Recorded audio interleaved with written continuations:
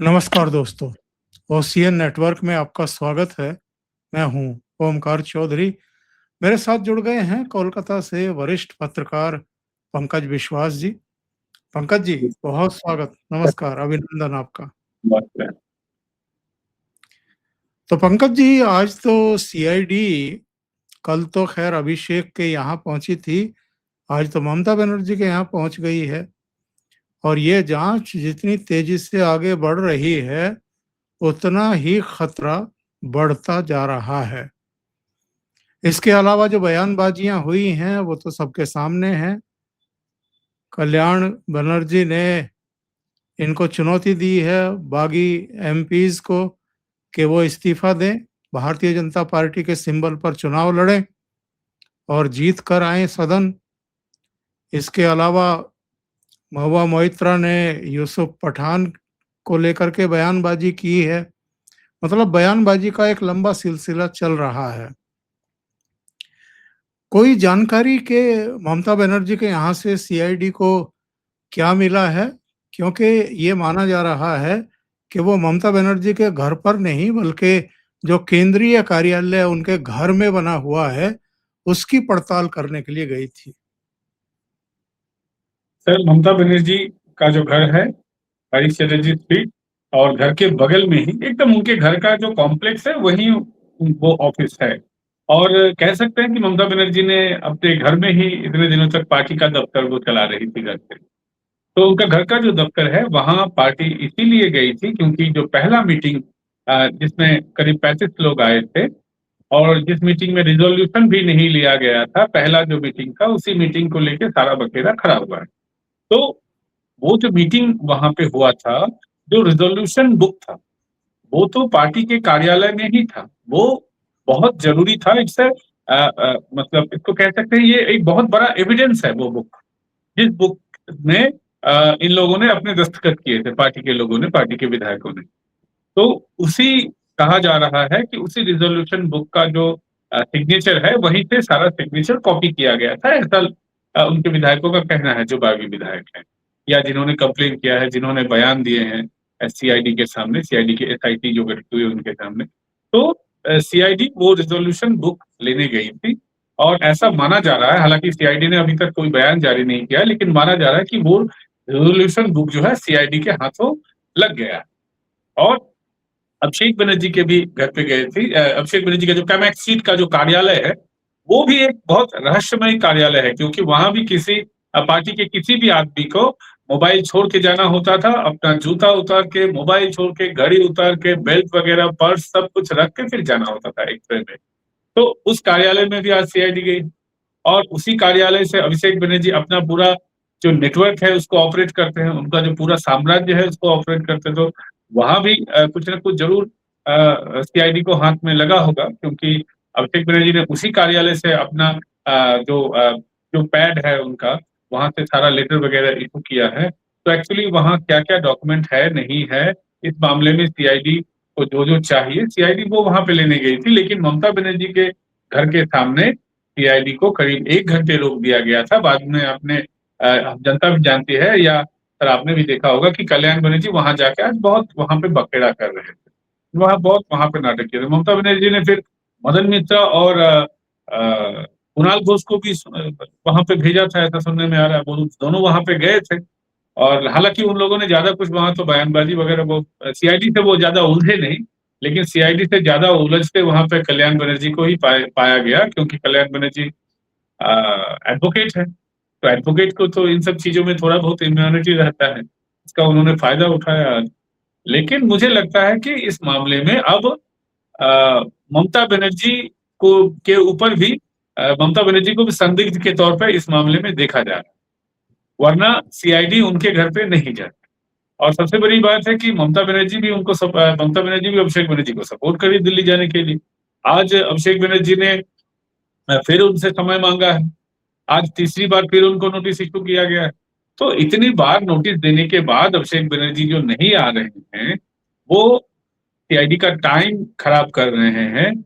सबसे अच्छा होगा कि वो जब दिल्ली से वापस आते हैं तो कलकत्ता एयरपोर्ट पर उतरते ही उनको धर दबोच लिया जाए, वरना वो इंट्रोगेशन को डिले करने की कोशिश करेंगे, किसी तरीके से सीआईडी को उलझाए रखने की कोशिश करेंगे और जितना टाइम बीतेगा किसी भी केस में जितना समय बीतता जाता है उतना ही इन्वेस्टिगेशन कॉम्प्लिकेटेड होता जाता है जनरली।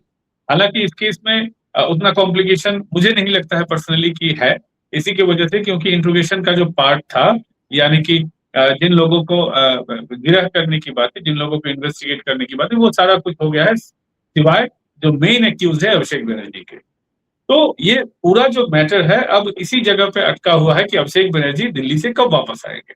वो जब उनको इन्वेस्टिगेशन फेस करना था वो दिल्ली चले गए, और दिल्ली तक किस हैसियत से गए, उनके पास पार्टी का तो उनके पास सपोर्ट है ही नहीं। पूरा पार्टी जो है 80% 90% से ज्यादा उनके विरोध में है। दो चार जो बागी होंगे या नहीं इस असमंजस में थे, जैसे कि आज हमने देखा कि या अभिनेता है, एक सांसद है देव, दीपक अधिकारी, बांग्ला फिल्म इंडस्ट्री में उनको देव कहा जाता है।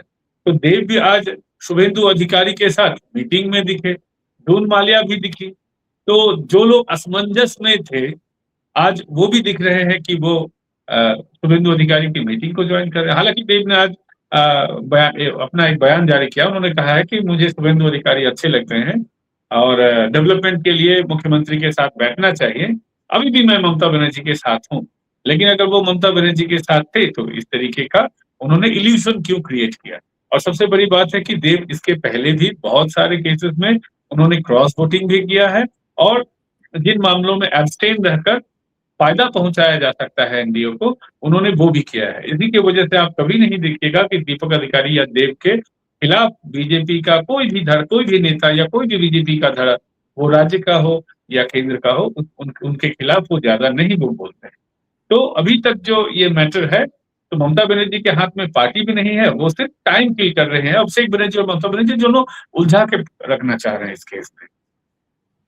पंकज जी, जी स्टेटस क्या है? विधायक दल का स्टेटस विधायक दल का स्टेटस क्या है और संसदीय दल का इस समय स्टेटस क्या है? सर, विधायक दल का स्टेटस तो 62 तक जा चुका है, और संसदीय दल का स्टेटस तो कल मैंने बताया है। तो 20 थे और 2 जुड़े हैं, अगर जून माल्या और दीपक को अधिकारी को वहां पे ले लें। हालांकि सबसे बड़ी बात है कि यूसुफ पठान, उन्होंने भी अभी इस तरीके का कोई बयान नहीं जारी किया कि वो किस साइड में है। हालांकि उन्होंने साफ मना कर दिया है, ममता बनर्जी चाह रही थी कि बहरमपुर से लड़े, और इसके लिए उन्होंने यूसुफ पठान से पूछा भी था। तो यूसुफ पठान ने साफ इनकार कर दिया, मीडिया के सामने उन्होंने इनकार किया है कि वो अभी इस्तीफा देने के मूड में नहीं है।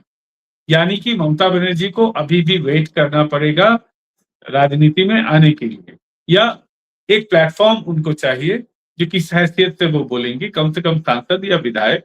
तो सांसद की हैसियत से वो लड़ना चाहती थी, लेकिन उनको तो उन्हीं के पार्टी के सांसद ने अंगूठा दिखा दिया है। तो इस हिसाब से अगर इन तीनों को जोड़ ले, जो ममता के साथ तो नहीं दिख रहे हैं फिलहाल, तो कम से कम 23 सांसद तो हो ही रहे, और राज्यसभा के लोगों को भी अगर मिला ले तो ये आंकड़ा मुझे लगता है जे कम से कम 30 के आसपास होना चाहिए, राज्यसभा लोकसभा के सांसदों को मिला के। सर, आवाज नहीं आ रही सर। राज्यसभा के 2 मेंबर ने इस्तीफा भी दिया है। ये कौन कौन है? एक तो सुखेंदु शेखर राय हैं, दूसरे कौन हैं? दूसरी है सर कोयल मल्लिक। ये बांग्ला फिल्म इंडस्ट्री के बहुत दिग्गज कलाकार थे, रंजीत मल्लिक, उनकी बेटी है। हालांकि ये भी अपने जमाने में, आज से करीब 10 साल पहले, ये अपने जमाने में ये भी बांग्ला फिल्म इंडस्ट्री में नंबर 1 की एक्ट्रेस हुआ करती, लेकिन बहुत दिनों से फिल्म इंडस्ट्री से वो बाहर हैं, और अब वो टीएमसी में जो, हालांकि रंजीत मल्लिक या कोयल मल्लिक दोनों कोई पॉलिटिशियन नहीं थे, या पॉलिटिक्स के साथ इनका दूर दूर का वास्ता नहीं था। और कोयल मल्लिक राज्यसभा की सांसद होने के बाद भी एक दिन भी ममता बनर्जी के साथ नहीं दिखी। इस पूरे चुनावी अभियान में कोयल मल्लिक को हमने कहीं नहीं देखा। इसका मतलब वो राज्यसभा की सदस्य होने का उनको मतलब वो उसको तो एन्जॉय ज़रूर कर रही थी, लेकिन पार्टी के साथ वो कभी उसने उतनी मुस्तैदी से वो कभी नहीं दिखी। कभी वो ना उनको हमने रैली में देखा या ममता बनर्जी के साथ किसी भी सभा में देखा, कहीं वो दिखी नहीं। तो जो चर्चाएँ चल रही थी कि पार्टी का विधिवत विभाजन हो सकता है किसी मोड़ पर हम एक दिलचस्प बात ये देख रहे हैं कि जो 20-22 सांसद अलग हुए हैं, अलग जी, गुट बनाया है, उन्होंने तो स्पीकर को चिट्ठी लिख दी कि हमें एक अलग गुट के रूप में मान्यता दी जाए, अलग बैठने की व्यवस्था की जाए और हम एनडीए के समर्थक के तौर पर जाने जाएँ। अब हम एनडीए के साथ हैं। उन्होंने स्पष्ट कह दिया है। लेकिन ऋतुव्रत अभी तक भी ममता बनर्जी को ही अपनी नेता मान रहे हैं, बता रहे हैं। इसके पीछे क्या राज है? सर मतलब सांसद जो लोग हैं, उन्होंने मतलब ये अपना स्टैंड क्लियर करके रखा है और उनका रवैया एकदम साफ है। लेकिन ऋतुव्रत बनर्जी का रवैया एकदम मैं कहूँगा सर उनका रवैया ना कभी साफ था, ना अभी उनका रवैया साफ है। वो चाहते हैं कि उनके ऊपर से एक स्पॉटलाइट रहे। हालाँकि उन्होंने भी कहा है कि हम सरकार का उस तरीके से ममता बनर्जी की तरह विरोधिता नहीं करेंगे। सरकार अगर कोई अच्छा काम करेगी तो अच्छे को अच्छा बोलेंगे और बुरे को बुरा बोलेंगे। हम अपोज़िशन की तरह ही काम करेंगे। उन्होंने ये नहीं कहा कि हम जिस तरीके अपोज़िशन होते हुए बीजेपी को हिला के रख देंगे। जिस तरीके से बीजेपी टीएमसी का विरोधिता करती थी।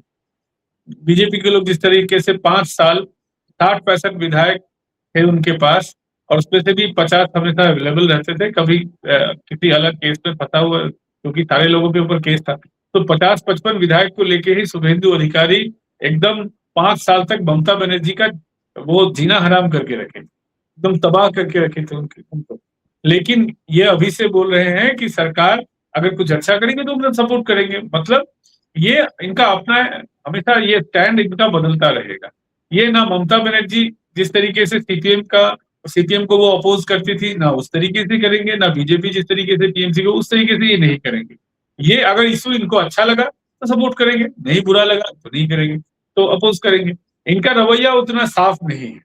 मतलब ये एक स्पेस खोल कर रखना चाहते हैं कि अगर जरूरत पड़े तो अपना मुखौटा बदल सकते। दूसरे मैं ये भी जानना चाहता हूँ कि पहले खबर आई कि शुभेंदु अधिकारी सुखेंदु शेखर राय के घर पहुंच रहे हैं, जहां 5 एमपी इकट्ठा हैं।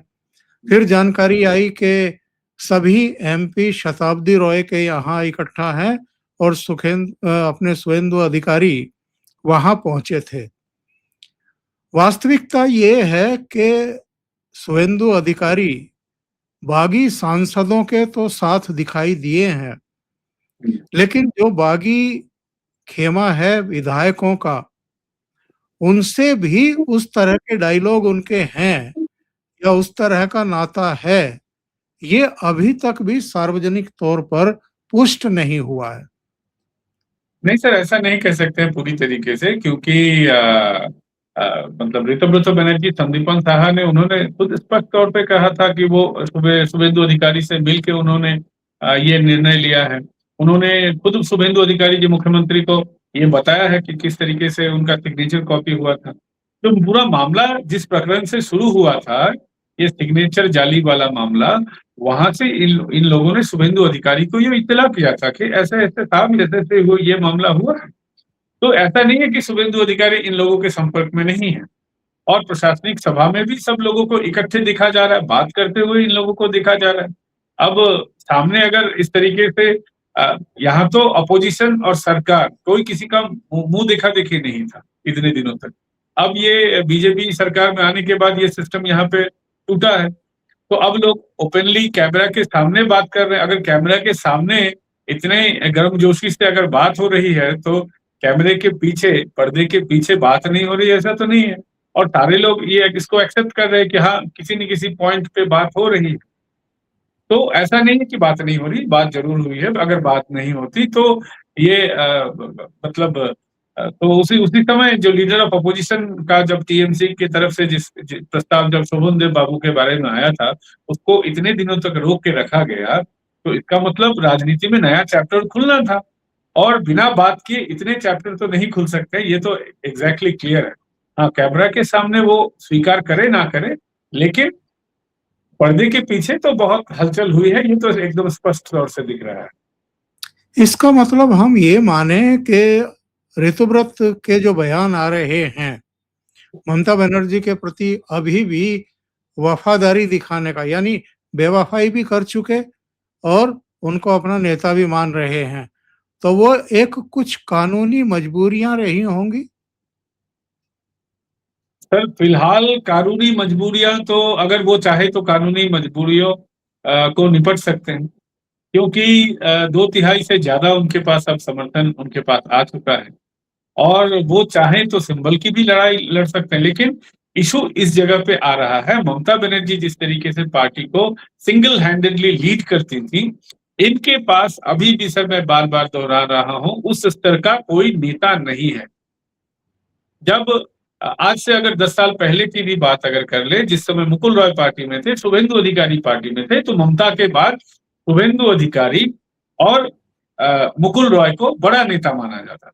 उसमें से मुकुल रॉय जो थे वो उनको चाणक्य कहा जाता था, क्योंकि वो चुनावी राजनीति नहीं करते थे, वो पार्टी का इंटरनल जो राजनीति है उसको देखते थे और सत्ता पीछे से सत्ता चलाते थे, पुलिस का पोस्टिंग वगैरह सारा कुछ वो देखते थे।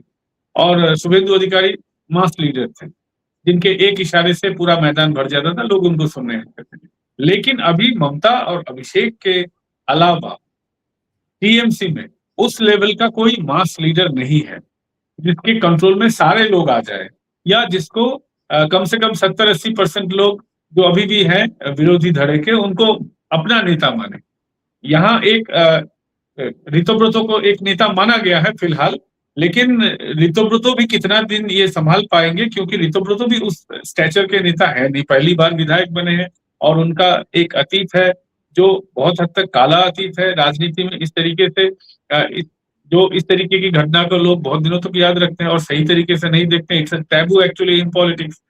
तो काकुली घोष दस्तेदार भी बहुत बड़ी नेता तो है नहीं, वो सिर्फ एक ब्लॉक स्तर की नेता थी। पूरा जिला नॉर्थ 24 परगना, पूरा जिला भी उनके कंट्रोल में नहीं था। तो यही एक समस्या आ रही कि इनके पास उस लेवल का कोई नेता नहीं है जो पूरे इस बागी गुट को संभाल सके या पूरा दारोमदार अपने हाथों में ले सके और ममता बनर्जी को फिलहाल चैलेंज कर सके कि Mamata Banerjee, I am the leader, you are not, मैं आपको पार्टी से एक्सपेल करता हूं। पार्टी में 2 फ्रैक्शन बन गए हैं। इससे हालांकि बीजेपी को ही फायदा है, क्योंकि अगर उनका अगर कोई सुप्रीम कमांडर आ जाए, सुप्रीम लीडर आ जाए, तो फिर अगर वो अपने हिसाब से फिर पार्टी को चलाने लगेगा, फिर वो अगर चाहेगा तो बीजेपी को समर्थन करेगा, नहीं चाहेगा तो नहीं करेगा। लेकिन फिलहाल जो स्थिति है वो बीजेपी के लिए अच्छा है, लेकिन टीएमसी को पूरी पार्टी को चलाने लायक नेता अभी भी मुझे नहीं लगता है कि इनके पास में है। और पंकज जी, कुछ गिरफ्तारियों का चर्चा भी आप कर रहे थे, कुछ महत्वपूर्ण गिरफ्तारियां हाल में हुई हैं। सर सबसे बड़ी गिरफ्तारी हुई है विधाननगर म्यूनिसिपैलिटी के एक्स चेयरमैन और फिलहाल चेयरपर्सन उनको गिरफ्तार कर लिया गया है। बारासात विधानसभा क्षेत्र के वो प्रत्याशी भी थे, सव्यसाची दत्ता उनका नाम है। और उनको बीती रात उनको गिरफ्तार किया गया था और आज जब उनकी कोर्ट में पेशी थी उस समय, और जब उनको मेडिकल जांच के बाद उनको जब निकाला जा रहा था फिर थाने से लाते वक्त, उस समय उनके ऊपर फिर अंडों की बारिश हुई है। बेकार ये अंडों का दाम बढ़ा रहे हैं, लोगों को यहाँ अंडा नहीं मिल रहा है और वो इस तरीके से अंडों का इस्तेमाल कर रहे हैं। और गोबर, फिर उनके ऊपर गोबर भी फेंका गया है और टमाटर भी फेंके गए। तो ये सब्जी और अंडे का दाम क्यों बढ़ा रहे हैं मुझे पता नहीं, लेकिन अंडा मारने का सिलसिला अभी भी जारी है। काफी प्यार था उनसे और काफी सम्मान दिया गया उनको। सर एक्चुअली बहुत गुस्सा इसीलिए है क्योंकि ये बीजेपी के नेताओं को काफी परेशान करते थे, गिरफ्तार करवाते थे। और सबसे बड़ी बात है कि एक जमाने में ये एक मीडिया संस्थान चलाते थे और उस समय मैक्सिमम ये 2 से 3 महीने साधना टीवी उस चैनल का नाम था। 2 से 3 महीने अच्छी तरीके से वो न्यूज़ चैनल चली थी। फिर उसके बाद सैटेलाइट न्यूज़ चैनल था वो। फिर उसके बाद 1 साल 2 साल तक इन्होंने जो उनके जो रिपोर्टर्स थे या सारा उनका जो स्टाफ था, सबका इन्होंने फिर पैसा मारा था और फिर बंद भी कर दिया था। फिर एक और वो न्यूज़पेपर सामने उन्होंने लाए थे। वो न्यूज़पेपर भी उसी तरीके से ये 2-3 महीने ठीक से चला है, उसके बाद फिर उन्होंने बंद कर दिया था।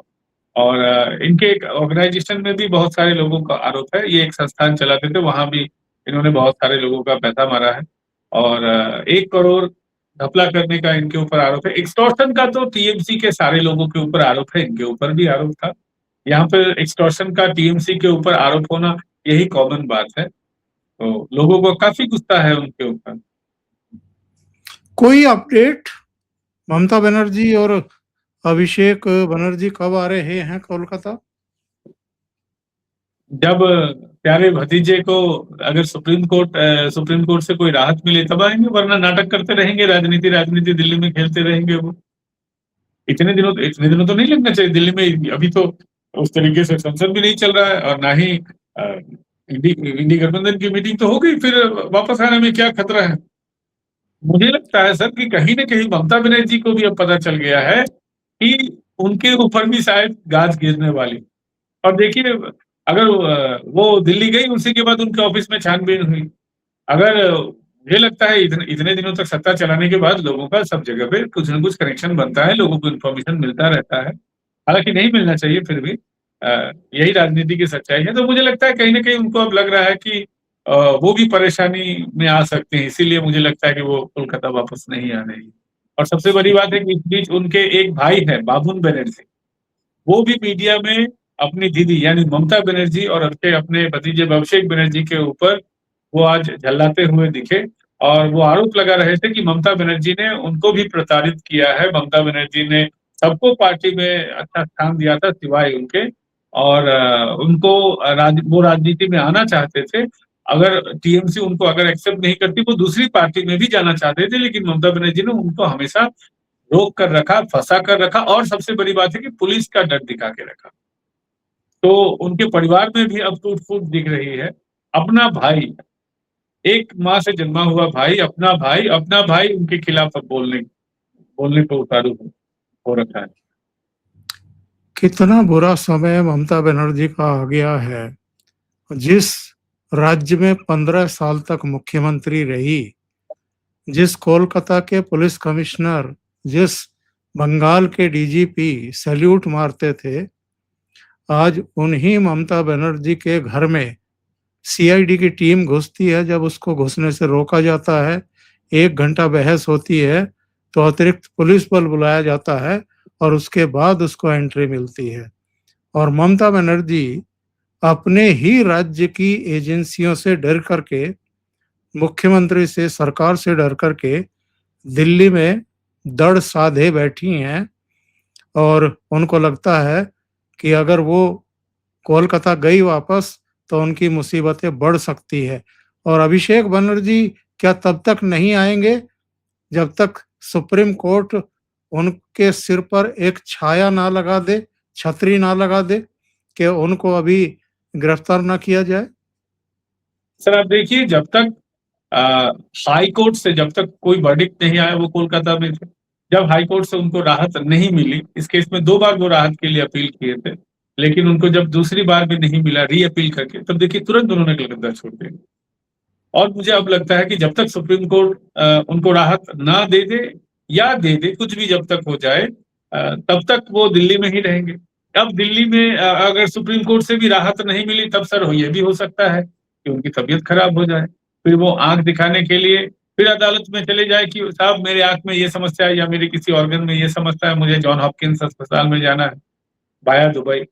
वो फिर मुझे लगता है कि फिर फरार होने की कोशिश करेंगे, क्योंकि उनकी वाइफ ने फिर अपने मायके यानी कि थाईलैंड में जाने के लिए इजाजत मांगी है। तो उनकी वाइफ अगर इजाजत मांग ये सकती है, तो अगर ये जाने की कब का कोशिश करती ये कब का डेवलपमेंट है? वो अपने है। सर मायके जाना चाहते? ये 3-4 दिन हो गया है। वो थाईलैंड की ही थी, थाईलैंड में ही उनका घर था, तो थाईलैंड से ही वो थाईलैंड वापस जाना चाह रही हैं।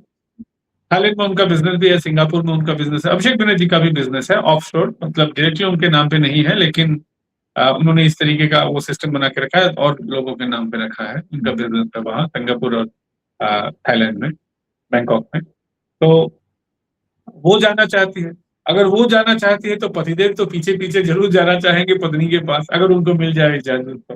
मुझे लगता है कि अगर राहत मिल गई तो अच्छा, अगर राहत नहीं मिली सुप्रीम कोर्ट से, तो फिर उनका फिर तबीयत इतना बिगड़ेगा कि वो भारत से बाहर जाना चाहेंगे। इस बात की कितनी आशंका या संभावना है कि वो कोलकाता लौटें और एजेंसियां उनको वहीं धर लें? सर ये भी हो सकता है। होने को तो कुछ भी हो सकता है, लेकिन जब दिल्ली गए हैं और आ नहीं रहे हैं, 3-4 दिन हो गया है, तो इसका मतलब ज़रूर दिल्ली में तो वो दिल्ली के तो निवासी हैं नहीं और अभी तो संसद भी नहीं चल रहा है कि वो संसद में हाज़िरी लगाने जाएँगे या संसद में भाषण देने जाएँगे, कोई इम्पोर्टेंट डिबेट हो। तो मुझे लगता है कि ज़रूर वो सुप्रीम कोर्ट का दरवाज़ा खटखटाने के लिए ही गए होंगे। अगर सुप्रीम कोर्ट से अगर दरवाजा खटखटा के अगर कुछ उनके हाथ नहीं लगे तो उनके पास 2 ही ऑप्शन बचता है। एक फिर ढोंग रचने का कि तबीयत खराब है और एक कलकत्ता आने का। अगर कलकत्ता आएँगे तो इस बार देखिए सर 3 बार उनको समय दिया जा चुका है। तो मुझे नहीं लगता है कि इसके बाद सीआईडी इतना ज़्यादा उनको समय देना चाहेगी। और सीआईडी अगर समय देना चाहती तो सीआईडी कोर्ट के पास जाती, कोर्ट के फिर पल्ले वो डिसीजन चला जाता कि इनको गिरफ्तार करना है या नहीं है, क्या करना है। लेकिन सीआईडी जो है अभी बहुत एग्रेसिव है, तो मुझे लगता है कि अगर वो वापस आएँगे तो हो सकता है कि सीआईडी उनको धर दबोचे इंटरोगेशन के लिए। क्योंकि हाई कोर्ट ने उनको निर्देश दिए थे कि हुँ, 8 जून को आप सीआईडी के सामने पेश हों फिर सर और जी, सहयोग करें। सहयोग तो किया नहीं, असहयोग करते फिर हुए दिल्ली भाग गए। तो अब तो एजेंसी के पास पूरे-पूरे हक हैं कि वो हुँ, इनको धर दबोचे और गिरफ्तार तो करके ये या सब हिरासत में लेके पूछताछ करे। जी सर, ये इनका पुराना नाटक है सर। आप देखिए शिक्षक भर्ती घोटाले में आज से 3-4 साल पहले इनको दसियों बार बुलाया गया था, मैक्सिमम टाइम ये बहाना देकर टालते रहे थे, 1 ही 2 बार आए थे। उस समय मुझे याद है कि 2024 के चुनाव के पहले 1 साल पहले एक यात्रा इनके मतलब इन्होंने निकाला था, उसका नाम था जौनो जुआर यात्रा। मतलब जनता का ज्वार। तो जौनो ज्वार यात्रा के दौरान उस समय इनको मल्टीपल केसेस में बहुत बार बुलाया गया था, लेकिन ये उसी यात्रा का बहाना देते हुए कोलकाता से 50 किलोमीटर, 30 किलोमीटर, 40 किलोमीटर इनका उस समय ये होल नाइट स्टे जिस तरीके से जिस तरीके से राहुल गांधी यात्रा करते थे और रात में शिविर लगा के रुकते थे, इनका भी इसी तरीके का यात्रा था। तो उस समय कोलकाता के आस-पास रहते हुए भी, पश्चिम बंगाल में रहते हुए भी वो चाहते तो आ सकते थे। लेकिन वो हमेशा टालते रहते, वो बहुत सीरियसली नहीं लेते हैं जाँच एजेंसियों को। ये समझते हैं कि ये ज़मींदार लोग हैं और जाँच एजेंसियाँ जो हैं, ये इनके इशारों पे चलेंगी। ये उनको ज़्यादा भाव-वाव नहीं देते हैं। इनको 2-3 बार अगर अलग-अलग प्लेस में जब तक गिरफ्तार नहीं किया जाएगा, तब तक ये औकात में नहीं आएँगे। इनको अब समझना चाहिए कि ये अब सरकार में नहीं है, इनका वो ज़मींदार वाला एटीट्यूड अब नहीं चलेगा। बहुत-बहुत धन्यवाद पंकज जी, आप जुड़े और बहुत महत्वपूर्ण विषयों पर प्रकाश डाला आपने। दर्शकों से निवेदन है, आपको अगर ये चर्चा अच्छी लगी हो, तो लाइक का बटन दबा दें, वीडियो को शेयर करें और चैनल सब्सक्राइब ना किया हो, तो चैनल को सब्सक्राइब कर लें। पंकज जी के चैनल का नाम है पॉलिटिकल डेली, स्क्रीन पर भी आप देख रहे होंगे। इनको सहयोग करें और चैनल को सब्सक्राइब भी करें। बहुत-बहुत धन्यवाद। नमस्कार। बिल्कुल। बहुत-बहुत धन्यवाद।